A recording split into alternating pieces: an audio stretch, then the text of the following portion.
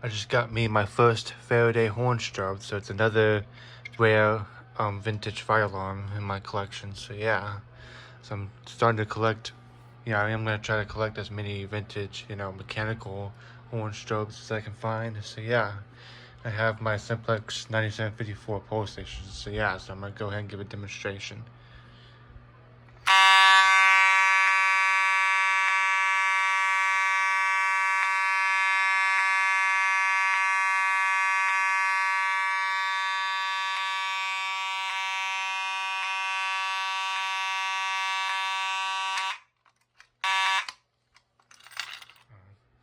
Yeah, so hope you guys enjoy it.